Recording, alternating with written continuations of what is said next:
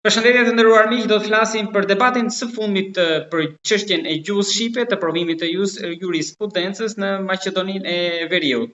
Duket se në fund gjithçka është mbyllur me një betejë të fituar nga shqiptarët, që është e drejtë e sankcionuar në kushtetutë, por përse erdhëm deri këtu dhe fal kujt presioni shqiptarët e fituan këtë, do të flasim me Zoën Afie Selmani, njohëse zhvillime politike në Maqedoninë e Veriut. Zoja Selmani, përshëndetje dhe faleminderit. Përshëndetje, faleminderit gjithashtu. Përse u deshje të fliste Mickovski për të na kujtuar atë që në fakt është e garantuar edhe në kushtetutë me ligj për provimin që duhet jepet në gjuhën shqipe, dhe përse heshtën pjesa shqiptare e Vlenit në qeveri në pritje të kësaj? Tani do të mundohem që në një retrospektiv të shpjegoj ngjarjet. Në fakt, si që theksuat edhe ju, provimi i jurisprudencës mund të jepet, jo që mund të jepet, është e drejtë kushtetuese në përputhje me ligjet ekzistuese të Maqedonisë. Gjithçka filloi në fakt me një peticion të studentëve të Tetovës, të Universitetit të Tetovës, me një slogan shumë të bukur: foli shqip o taj në dialektin e Tetovës, foli shqip o ti. Peticionin realisht nga të parë që e përkrahi ishte dhe ambasadori i Shqipërisë në Republikën e Maqedonisë së Veriut, zoti Denion Mejdani, e përkrahën edhe opozitarët, Arben Taravari si kryetari ASH-s, dhe këtu filloi gjithçka që të del në sipërfaqe. Atë që dua ta theksoj është se provimi mund të jepet, duhet të jepet në gjuhën shqipe, është një drejtë e garantuar me kushtetutë për studentët shqiptar të Universitetit të Tetovës, mirë po gjithçka kanë mbetur e fshehur në një mënyrë, pasi që studentët kanë patur një takim, mu këto informacione posedoj të sigurt, qysh para një vit e gjysmë me kryetarin aktual të Kuvendit të Republikës së Maqedonisë, Afrim Gashin, pjesë e Vlenit dhe pjesë e qeverisë, kanë patur një takim me Izet Megjitin, kryetarin njërës nga partitë e Vlenit, i cili në atë kohë ka qenë zëvendës kryeministër i parë, dhe janë takuar studentët me të gjithë aktorët politikë të Vlenit. Është edhe një fakt tjetër që duhet theksuar se në janarin e vitit 2024, ish ministri i drejtësisë Krenar Lloga ka dorëzuar një propozim ligj për ndryshime, më saktë për ta precizuar juridikisht ligjin. Dhe ajo kërkesë është mbajtur e mbyllur në sirtarët e kuvendit, kuvend të cilin e drejton Afrim Gashi, kryetar aktual dhe përfaqësues i Vlenit. Gjithçka filloi me peticionin. Pasi u publikua peticioni dhe kërkesa e studentëve u bë mediatike dhe publike, atëherë filluan reagimet e para. Në një deklarat para gazetarëve, Bekim Sali, i cili aktualisht është zëvendës kryeministër i parë, ai e konfirmoi se studentët në bazë të kushtetutës kanë të drejtë të japin provimin në gjuhën shqipe, por se ministri aktual i drejtësisë refuzon ta bëj këtë. Refuzon ta bëj këtë të nesërmen, vetëm të nesërmen, në një deklarat për mediat, kryeministri i Maqedonisë, zoti Mickovski, tha po, e konfirmoi të njëjtën, se mund dhe duhet dhe kanë të drejtë që nëse studentët kërkojnë që provimin e jurisprudencës ta japin në gjuhën shqipe, e kanë të drejtë të plot ligjore dhe kushtetuese. Dhe pasaj u krijua një kakofoni, dhe me njëherë pas deklaratës së kryeministrit, aktorët politik të Vlenit, pjesë e qeverisë aktuale, filluan t'i marrin meritat, sikur ata e kanë rregulluar këtë çështje. Pra pritën të fliste kreu i qeverisë përpara se sa të kërkonin atë që u takonte vetë ata në mbrojtje të shqiptarëve atje. Kjo tregon edhe një pozitë shumë vasaliteti. Shumë vazaliteti dhe shumë inferiore fatkeqësisht, dhe këtu në këtë rast viktimë kolaterale kanë qenë studentët, të cilëve u është mohuar një drejtë kushtetuese, sepse po e përsëri, studentët janë takuar me të gjithë aktorët politikë qysh para një vit e gjysmë, dhe kërkesa për të saktësuar, për të precizuar Juridikisht ky ligj është mbajtur i mbyllur në zyrtarët e kuvendit, kuvend me të cilin drejton Afrim Gashi, ai duhet ta di pse e ka bërë këtë, por kjo është e vërteta.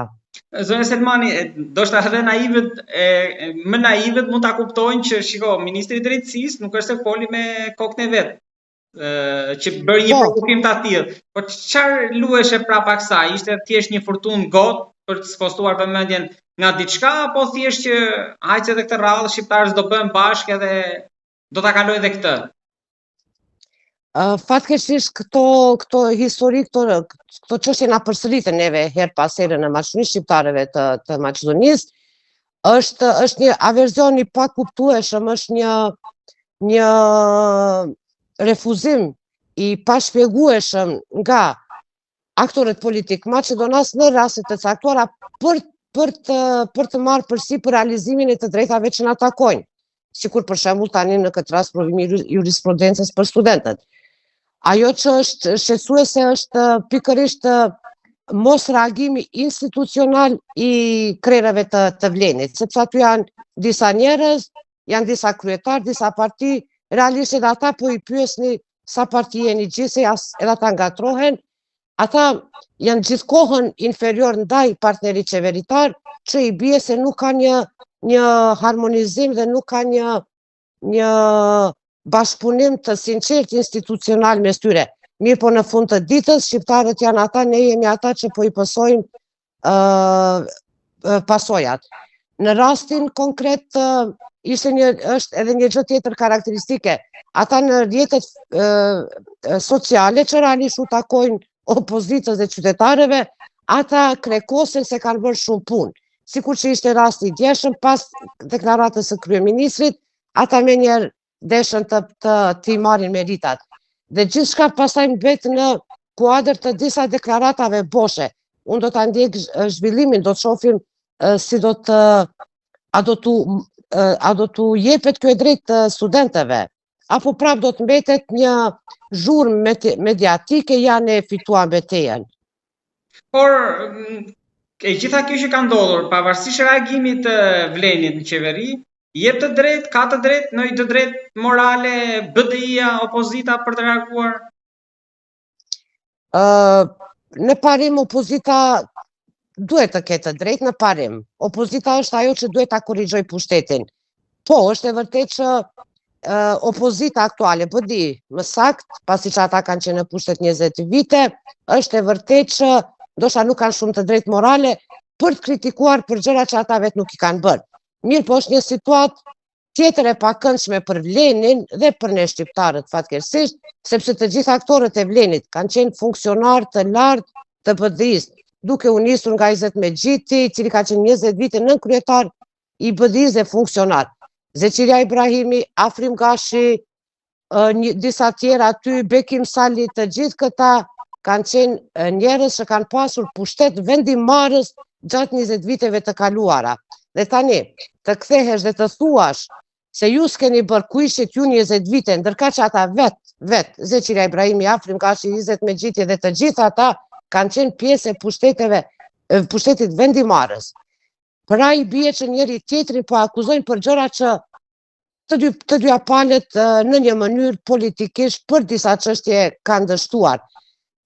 Është edhe një çështje karakteristike, unë të paktën, por e kisha parë, sigurisht nuk e kam parë deri në këtë moment që Vleni ka kërkuar dorëheqjen e ministrit aktual të drejtësisë, i cili vjen nga partia Znam, quhet partia e cila është pjesë e qeverisë, në asnjë mënyrë, në asnjë rast nuk kanë kërkuar dorëheqje dhe nuk kanë përmend fjalën dorëheqje, edhe pse ai refuzon ta realizojë një të drejtë kushtetuese të studentëve.